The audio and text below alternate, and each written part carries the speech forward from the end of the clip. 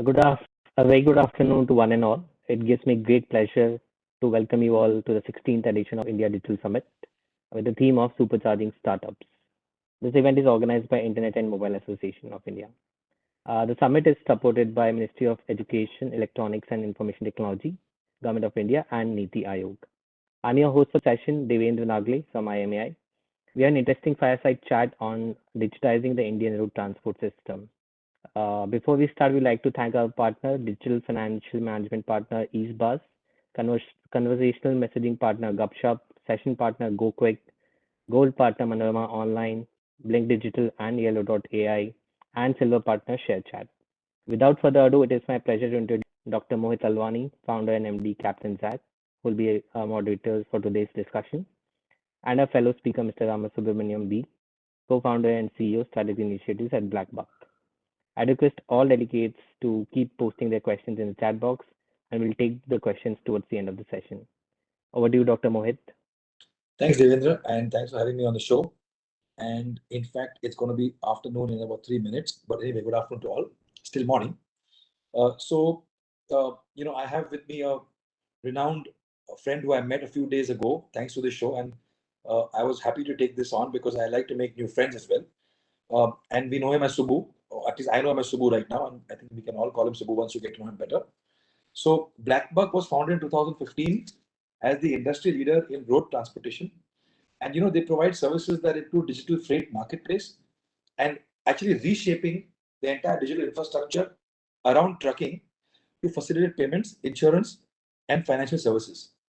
This is primarily for the B2B business, just like you would have an Ola or Uber for cabs. This is your platform, now right now an open platform for transporting things in trucks. I won't waste much time. We've got a lot of questions to ask. I'd let Subbu do the introduction of BlackBuck for a few seconds, a few minutes, and then about this industry in particular. Yeah.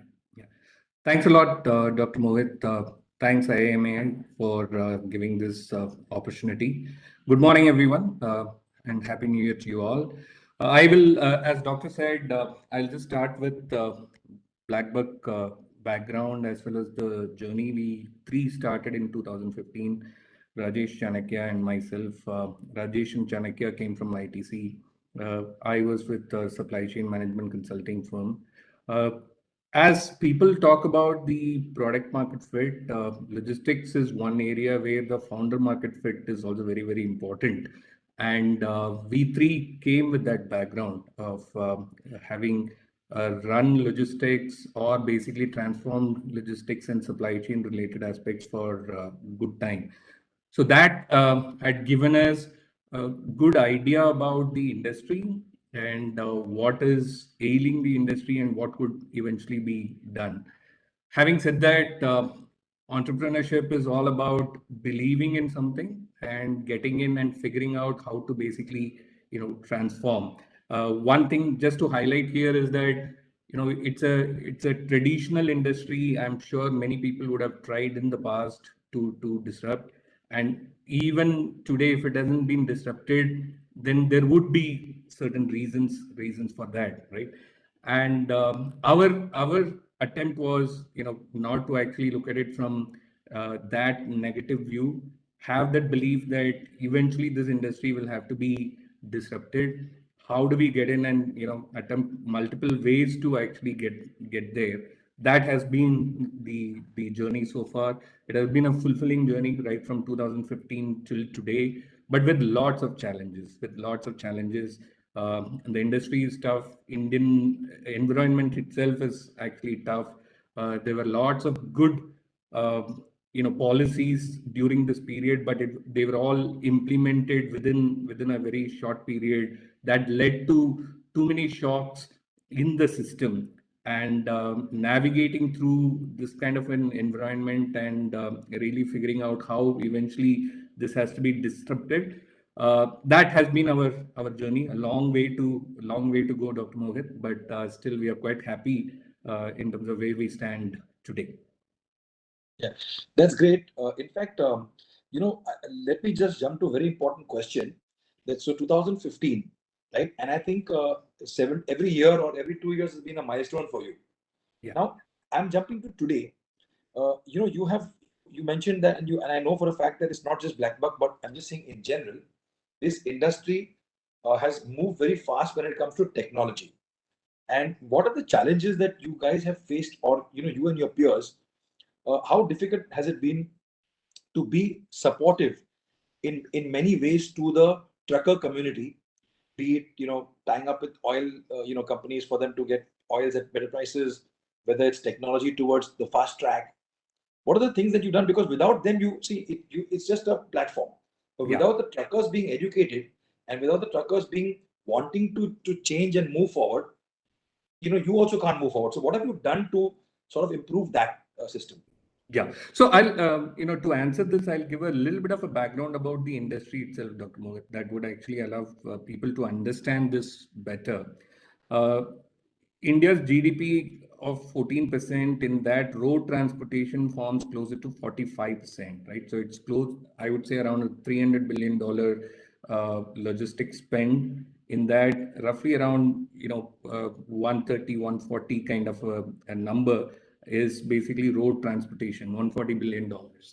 In that, the largest piece is your intercity movements, and you have various truck owners closer to, if I look at, just take a cut off only intercity movement, you have closer to 3.5 million trucks running in this area with more than 1.5 million owners, right? Why I'm highlighting this is that the level of fragmentation and where these truck owners are residing, how they've been running the business over decades, that has been in the most traditional way. Now, if we come in or anybody else comes in and tries to disrupt this industry, you will have to do something with all these truck owners in terms of the way they conduct the business. And our attempt was to see how we can actually bring all of them into a digital infrastructure. And that has been the most challenging aspect, because reaching out itself, identifying these truck owners and reaching out, who reside in more than 600 plus districts across the country in remote locations, having this as a probably a secondary business and would like to basically continue with the methods that they have found to be reasonably simple for them, that has been quite challenging. So we, and in fact all our other peers also, have been focusing on reaching out to them, persuading and educating them to actually move to the digital infrastructure, training them, giving them confidence by being there continuously, and then over a period of time, shifting them to the digital ways of doing business. That has taken lots of time, quite challenging one, but eventually we are actually getting in there. If you see, compared to 2010, and then in the year we started 2015, then say 2017 and today, we could feel a huge difference in the way people are actually approaching, right? In the digital propensity to get into digital infrastructure, it is actually improving to a great extent. The understanding and the truck owners having used certain aspects of this digital infrastructure, it has only be going up, and therefore the situation is getting far better. And government has also played a role by introducing first demonetization, and therefore pushing everyone to go in the digital way. Then things like electronic tolling, e-way billing, or e-way bills, all these things, it's actually moving the trucking community into the digital infrastructure, and that's also helping us. And what about things like GPS? Have you guys also played a role in terms of educating them how to use GPS? Because GPS is something that we can't today. Nobody can survive without Google Maps, and and even a 5-year-old child will know how to go from one street to another. So for a trucker to adapt to that, has it been easy or has it been a challenge? And has BlackBuck been in the forefront to educate them, or have you come together as a community of your peers together? Yeah. How do you guys work? I mean, do you guys work as in your competitors? Do you work together as one to build the economy and sort of do this, or is it BlackBuck leading the front? No, see, it's a very large industry, right? And coming together, even if 10 of us would come together, it is still a very, very small, portion of the whole. whole industry, right? So if I talk about once again, intercity trucking with $90 billion today, the largest player would be in the region of probably 0.5% of the industry, right? In intercity trucking. So that is the level of fragmentation. So as we have fragmentation on the supply side, the level of fragmentation on the services, the service providers in this area is also quite high. Demand is also heavily fragmented. So anything that you want to do, it's not that easy. Now coming to GPS, see the truck owners, they have the ownership is, as I mentioned, it is heavily fragmented, right? So the truck owners have on an average 1.5 million truck owners having 3.5 million trucks, so it's roughly around 2 to 3 trucks. For them, the usage of GPS is not well felt and appreciated at this point in time. It is due to what the customers would be actually asking, and therefore the entire chain pushing it. So it has to come from the top, as it happened in tolling. The same thing has been happening on the GPS side with certain customers. The shippers basically asking for the visibility and traceability of their goods, leading to basically certain proliferation of devices in the market. Of course, the OEMs have also been introducing, as they are actually improving on the technology side. New trucks have been coming with GPS devices, but you at any point in time you always have more than 60% of the vehicles, 60-70% of the vehicles that are old vehicles, and therefore aftermarket, or basically addressing that vast population, that is going to be critical for anyone who's in the business in GPS. So the market, Dr. Mohit, has been quite slow in taking these solutions, and even if they are taking it, it is really low cost solutions, so that it doesn't really pinch them, as they do not see a major benefit as of today, compared to what you would see in a Western market, right? So you see multi-billion-dollar IoT companies in trucking having come in Western countries, but in India, it is still not there. But having said that, the government's effort towards probably as a next step, tolling will move towards GPS based tolling. That could be one area which would kind of accentuate or expedite this process and take the trucking community in that direction, and make them take this pretty seriously, and build more use cases around IoT and GPS and trucking. So you're saying that GPS is still a long way to go for people to adapt to, and of course, because the vehicles are old as well. But Yeah. fast track has been successful. Thing. Yeah, With because it has been people to. clearly mandated by the government, and there is no other choice. Otherwise, your cost goes up, and people have been, over a period of time, they have moved. And our understanding is that FASTag penetration in the country is closer to 95% in trucking, right? Wherever they have to basically cross the toll stations, they have all moved to tolls. Otherwise, the cost of doing it is higher, right? Of course, there would be more toll stations coming in India, with state highways also introducing more and more toll stations. This would only increase with even local intra-state vehicles also moving to toll, electronic tolling in the future.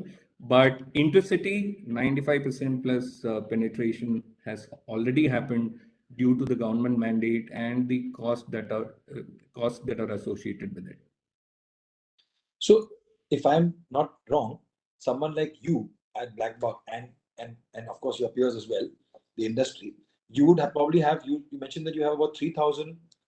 You got 3,000 human capital resources on the ground, just going door to door to educate 1 million truckers who are on your platform, for example. Your Yeah, so platform this is yeah, absolutely, right. So this is the most unscalable way to basically scale the business. There is no other option for all of us.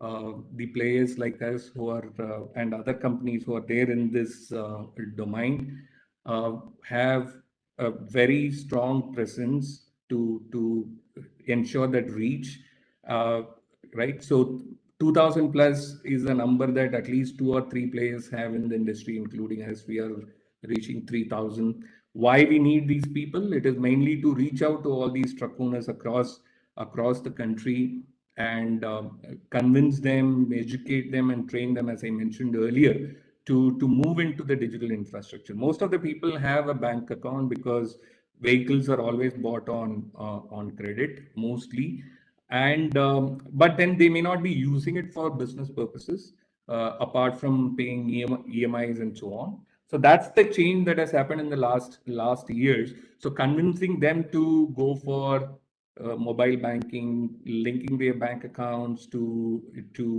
their oil marketing, loyalty card accounts, linking it to tolling accounts, and then helping them to recharge for fuel spend or tolling spend through the mobile app itself with a click of a button, and have all the details in their fingertips. That once they get into it and get used to it, then they don't move so easily. This is a segment where which would take quite a bit of time to move into digital infrastructure, but once they move, they are quite convinced and they don't want too many changes and they would like to continue, right? So that's the segment. The segment is different from the most literate segments, like you and I, where you would like to have multiple versions, multiple upgrades, more features, and so on. But here they want simple steps, simple flows, and same flows,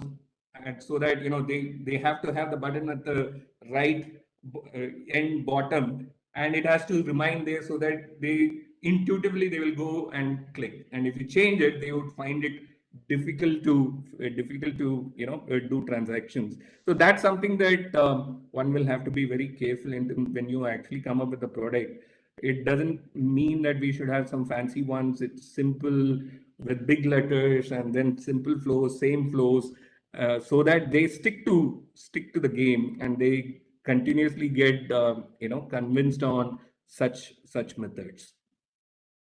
And how would you compare India? Of course, we are probably a long way off, but to the international global market in terms of where are we and what's Yeah. happening, how advanced is other countries, and who's the leader of this? Sure. So I'll just give a background, right? So when we started with digital freight marketplace as a clear business model and objective. It has been, and when we started as a full stack marketplace. When I say full stack marketplace, we execute road transportation, tasks for the shippers, making it easier for them. Now, as I said, it's a $90 billion industry, and traditional players have been running this business for long. So it's not that you are creating a new segment, it is an existing segment, and you need to grab the business from traditional players and do it in a digital way, right? And in India, and I'm talking about the industry at large, not just about BlackBuck, there are two major customer segments. One is contracted segment, the other one is spot segment. People who would get into forward contracts, fix the prices for a particular period, and want the service providers to execute accordingly. Spot is when the shippers would like to come and take it as and when they have a need, similar to how we would book an Ola and Uber, right? These are two different segments, and these two segments have different challenges. The first challenge in contracted demand is that you are fixing the price for forward price mechanism, and you do not have the complete control on supply all the time, right? Supply can get disrupted due to various reasons, and just fixing the price, predicting and fixing the price, it's a very difficult thing to manage. So it's a high risk. The price risk is very high. On the other side, if you go to spot side, spot, while there is no price risk, as prices, spot prices, on the spot prices, Payment risk is very high, right? So I'm just trying to establish the risk that we see in India and how it actually compares with Western countries. The price risk, all over the world, it is the same. If it is a contracted business, all over the world, the risk remains the same because the demand supply equation in every geography, it's very difficult to control. The ticket sizes are pretty large, and therefore you cannot I mean, kind of discount, win the demand, and then try to basically manage this pricing mechanism. It also has a cycle in contracted demand. It's not that you once you win the customer, you've won it forever. The next cycle comes and you have to reacquire the customer, right? So that's the challenge. That price risk remains the same across the world in contracted business, but in spot business, if you go to developed markets, the payment risks are substantially low. It's substantially low. Of course, they're also if in India, I'm just hypothetically throwing a number out of 100, 100 cases. Let's say the total population is 100 cases. Of the 100 cases, you will have to be worried about 65, 70 cases when it comes to payment risk. The same thing in Europe or in other Western markets, that would come down to probably 25, 30. Right. So your ability to scale in a spot model in Western markets, as of now, what we have understood with 2 years of operations in Western markets, we find that to be a far better one to do. Right. So because of the pricing risk across the world, no digital freight marketplace, the full stack marketplace, has clearly succeeded in scaling beyond a point. They've scaled up to a level as we did, and also in the Western markets, like in US, Convoy is one of the companies, or Uber is also into trucking marketplace. Then in Europe, there are multiple companies like Sender and so on. In South America, there are other companies. All these companies have not been able to scale beyond a point because of this risk. So all of them have been attempting to do different things to ensure that eventually they reach the goal of having a largest digital freight network, and that's the journey that most of us are into. There was one question that I want to address right now, and of course, I can ask some of the questions later as well. But it's quite interesting. So, you have these challenges of, truckers and embracing technology, and of course, you have to combat those things. And so, there was one important, interesting question: is BlackBuck, looking at backward integration of owning their own trucks and sort of getting into your own logistics and infrastructure? Is that a possibility, or is anyone doing it in India as of now? No, there are multiple companies, new age companies that attempted as an asset-heavy model, right? Throughout, across the world, if you look at large logistics companies, uh, traditional ones that have succeeded, you would always find them to be asset light. Scalability comes only with asset light model. The moment you become very asset heavy, then beyond a point, scaling becomes an issue, right? So our view when we actually got into the business of full stack marketplace, we wanted to use the market capacities rather than creating our own capacities. Of course, having your own capacities would have certain advantages in terms of your ability to control service and deliver a high quality service to customers and things like that. But eventually, it acts as a bottleneck, right? And in India, managing, just maintaining a truck, managing drivers, and all these things, it's not so easy to do at a large scale. I would say across the world also, and therefore, that's the reason you would see that most of the large successful companies are asset light. They have select investments in assets, and our view is also the same. One will have to do selective investments, otherwise, you're better off managing the market capacities and extracting value out of market capacities, delivering higher realization to the truck owners and better service to the shippers rather than getting in and owning it. That would be our approach. It'll continue to be our approach. So do you think that, you mentioned 2015 is when you started the BlackBuck, and of course it was started before, but you guys tried, but you did not succeed. In 15, was it because the smartphone penetration happened at that time, and was that the trigger? And how old is this industry in India in general? So transportation has been there for long, right? It's No, but digitizing the new age. That's what I'm saying. The new age, for example, right from the late 90s and early 2000, there have been multiple attempts to see whether we could actually get or create freight exchanges in India. That's mainly because of the fact that the Western markets had already started that effort. If you see some of the freight exchanges in Europe or in North America, these companies started way back in late 90s and early 2000, right? So those attempts were made in India as well, but it couldn't succeed due to various reasons. And one important reason is basically the technology that was available at that point in time. If you see in Western markets, it's due to various reasons.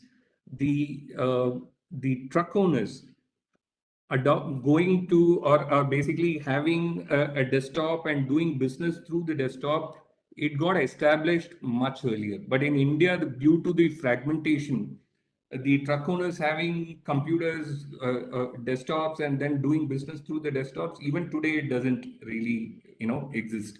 So it needed another technology to actually come in, a different form of technology to come in, and then act as a trigger. And that happened subsequently in after 2011-12. The smartphone penetration amongst the truck owners went up drastically. And today, if you really see, more than 95% of the truck owners have smartphones, and more than 70% of the drivers have smartphones.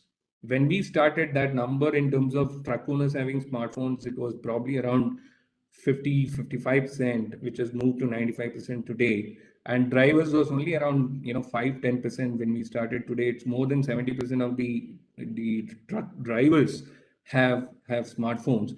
So that has definitely acted as a major trigger for this community to start conducting business using mobile phones. And that's why, in a way, we are actually different from other Western markets. In Western markets, it's still a lot on desktops because of the way they are actually structured. It's fairly, I mean, not so consolidated, but better consolidated compared to the Indian industry. And therefore, the technology is slightly different. They are also now moving to a hybrid model of desktops and mobile phones. But in India, it is largely mobile phone driven on the supply side. And with the demonetization plus your fast-tag tolling, electronic tolling coming in, and also eventually if GPS is made as the way to pay tolls, then the usage is going to be far higher. And already we are seeing that change. And that is the one that all of us are really kind of, expediting this entire process, moving people into the digital infrastructure. Eventually, they would be able to, if you actually visualize an ecosystem where oil marketing companies, fuel pumps, tolling booths, banks, the truck owners, the brokers, and shippers, all of them coming into the entire ecosystem connected in a platform, digital platform, right? And all transactions, whether it is input material related transactions or freight transactions, all money,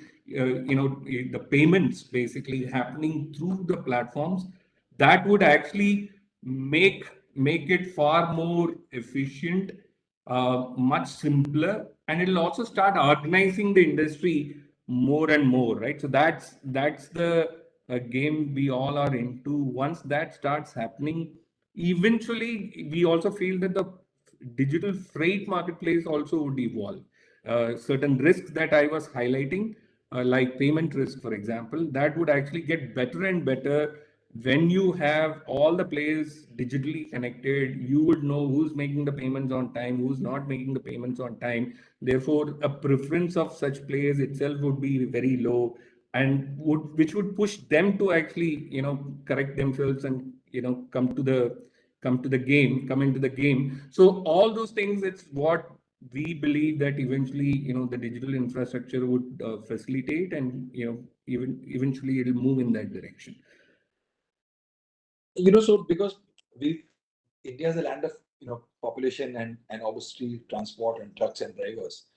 What in your view is the capacity, or let's say number of trucks and number of what's it? How much of the capacity have we utilized till now, and how much is unutilized? Like, how many trucks are there, and how many are utilized by players like BlackBuck, for example? Is there more scope, or are there See, new trucks being born are there new trucks being acquired all the time, or what? no, so there is no specific source with which you can actually see the numbers very very clearly. So it's difficult for the industry players to understand how the numbers are moving and so on. But broad numbers you would be able to just correlate with multiple sources of information. I would just highlight about, say, intercity trucking. That's where we have the maximum experience in. As I said, it's around 3.5 million trucks. Now, if you see our understanding based on multiple sources of information is that a truck runs effectively for 15 billable days, 15 to 16 billable days. So if you have 30 days, it runs for 15 to 16 billable days.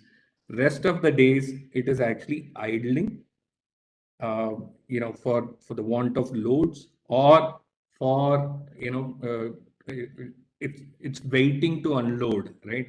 They've got the load, but the customer is their operations are a bit inefficient, and therefore it is waiting to unload. So waiting for a load, waiting for getting for unloading, and the other inefficiencies in terms of road network and all these things put together, we are losing quite a bit. The same number in Western markets, it's in the excess of 24, 25, right? Here in India, we are still at 16. That's the efficiency level that's possible if things move in the right direction. So your question on underutilization, I would say the improvement possibility from 16 billable days to at least 20 plus is the immediate benefit that we see once the industry matures from all the aspects. Digital infrastructure coming in, plus customer operations, shipper operations getting more and more efficient, so that the trucks are rotated faster. Just before the call, we both were discussing about someone like Amazon, as how they've been able to do, while the price that they pay may not be so different from other shippers. One reason, as we have found them to be really attracting the high quality service providers, and having high quality result in terms of service, for example. uh, I would highlight this aspect of their efficiencies, right? Their ability to plan well and execute, and then help the service providers rotate the assets much faster. That helps these kind of companies. But you would see that in India, most of the companies, they do not pay much attention to these efficiencies, and that eventually affects the industry performance itself, right? So that's the thing that we believe that over a period of time, the supply chain maturity infrastructure would actually improve along with the digital infrastructure. I would say today digital infrastructure has overtaken in terms of the growth and the progress.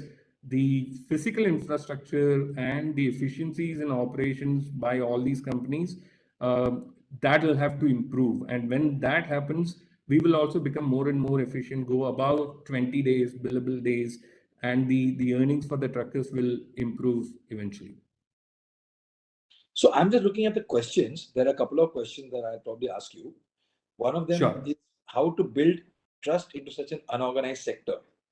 Yeah. And that probably is a good question because Yeah. it is unorganized, and how do you build trust? And of course, you have BlackBuck, of course, has esteemed clients like Reliance and Unilever and then Coca-Cola and all that, right? So obviously you already built trust amongst the market, but how would you extend that to in general? Yeah, it's a very important question. I don't know the person who has asked the question knows about the industry or not, but it's a very, very relevant question for us and the companies that are there in this domain. I'll just explain, right? A truck owner who's been conducting the business in the most traditional way, uh, and he's been doing it in a specific way. Why is that? Mainly because he's sitting in one remote location and his truck is going somewhere else, right? He's sitting in, let's say, a place like Sri Ganganagar in Rajasthan, but his truck is plying between NCR and Guwahati. Now, sitting in Sri Ganganagar, he would not be able to control everything. So he has to rely on certain intermediaries who would do that for them. And those intermediaries, the relationship with them, he has developed over a period of time by doing some trial and error method, and he has found parties who he believes that they are trusted parties. And there is trust in this business, right? Those parties also know that the truck owner will come back to him only when he is actually acting in a trusted way, right? So the trust has been built over a period of time in a totally offline manner and over a very long period, right? And now as new age players, we come in and try to break that linkage or basically want him to come out of that linkage. It's not going to be easy. The first question is how, why should I trust you, right? How can I be sure that nothing would actually go wrong when I actually do business with you? That is the most critical aspect. How do we build that trust in a digital infrastructure with a vast network? There are it's not easy, and it hasn't been easy for us. We've been following multiple methods to build that trust. We have come up with some innovative solutions. There are other players also who have come up with certain innovative solutions, but clearly focusing on the reputation of all the parties that are there, the parties who are there on the platform, making it visible, that reputation visible to all the participants. That's one approach that we have followed, right? It is, in simple words, it's basically taking rating very seriously, pushing the rating system and rating on multiple accounts and making it visible and acting on such cases where things have gone wrong and due to the behaviors of multiple participants and so on, acting on those cases, making the platform more and more reliable and trustworthy. It's a long process.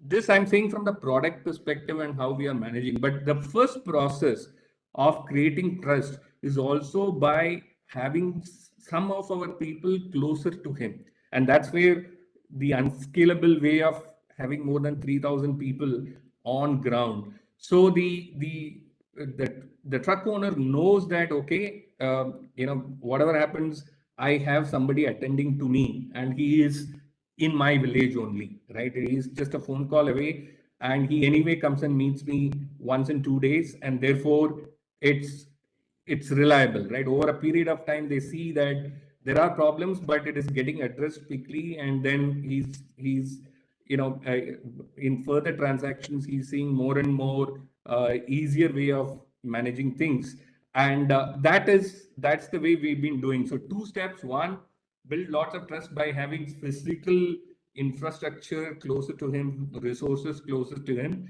And secondly, with a vast digital network, have every mechanism, including fraud detection, addressing the frauds, and rating mechanism, very strong reputation and rating mechanism in the product to ensure that a vast digital network is able to create and replicate that level of trust that the offline has created. Right. Another very interesting question. In fact, even I had this question in my mind, but I didn't know how. I forgot to ask this to you when I spoke to you the other day also. It's interesting to know what are the goods that are being shipped. What are the most common goods that are being shipped? If it's not something that is confidential or whatever, No. So, I mean, the traffic data of India is clearly there, right? So it's some of the largest materials or goods that are moved in the country by road are, your commodities mainly, right? So commodities, it could be metals like steel, it could be coal, very importantly, it could be iron ore, it could be then next comes lots of agri products and so on. The organized segment in India is, our estimation is only around 30-35%. Remaining is unorganized, where lots of agri movements that happen. And also you have these large commodities that are being shipped like coal and iron ore, and then steel would come in. Your fast moving consumer goods or chemicals, they are pretty low in number in terms of volumes, but then the large volumes are typically your agri commodities and other commodities. Okay. Another question that was there is that, um, you know, um, how are the, how do you, I've already asked the question to you. One second. Challenge face. Yeah. Once again, on the fast track thing, what are the efficiencies that have been brought in with fast track? I mean, because that's an important, aspect for us. Yeah. At least I, for what I know is that 26% of the country's fast tags are sort of, supported by BlackBuck. Am I right? That's what the number is. It's 26% plus. The benefit of FASTag, first of all, government has been investing on road infrastructure, and there has to be a revenue mechanism through which further improvements that can be made, and also the private parties that have invested, they will have to get their returns, right? So this has to eventually happen. Now, how it helps, obviously, the kilometers run per day by a truck, India has definitely seen a big difference. When we started, that number was closer to 250 kilometers per day. Today we are already seeing easily 350 to 375 kilometers. I'm talking about averages. There are a good number of trucks doing more than 600 kilometers per day, right? And so this road infrastructure improving is resulting in faster rotation of vehicles, and that's what I would actually highlight in general. But electronic tolling in specifically, compared to standing in the queue and then paying cash and then basically moving vis-a-vis electronic tolling, where it takes seconds for a truck to move. That also saves time, in terms of the delays in tolling and so on. But I would highlight, uh, in long haul trucking, that number would not have been a very large efficiency improvement. It is mostly in terms of road infrastructure improving, more people coming into tolling, toll payments because of electronic tolling, and therefore road infrastructure improving. That is one area that we've been very eagerly waiting for. So on an average, a trucker goes through about 5-6 fast tags a day. Yes, easily. A truck, medium and commercial, medium and heavy commercial vehicle, on an average, uh, would spend closer to 12,000 to 14,000 rupees in tolling in a month. Oh, okay. Yeah. So that's 6 to 7% of their cost would be in tolling. Yeah. So we've got 2 minutes left. I'm just going to look if there's any other question that needs to be answered. There was not too many, otherwise they were there. Yeah. So we can look at that. I think we've answered most of the questions in some way or the other. So I Yeah. don't see anything that this. I mean, I've just asked a few questions on it. Yeah. I think we are Devendra's back, so we can see Yeah. him now. He wants Yeah. us to leave. No, we are right on time. And we had a lovely interaction. Thank you, everyone, for such an engaging discussion. We had some lovely questions from the audience as well. and Mr. Subbu's insights are very helpful, I'm sure, to our audience. Thank you, everyone. Special thanks to our panelists and our moderator for the session. And another thanks to all the audience and attendees who were with us today. And stay safe and thank you. Thank you all. Thanks. Take Abu. care. Nice. Thanks, Dr. Mohit. Thanks, everyone. Thanks, Baba. Thank you.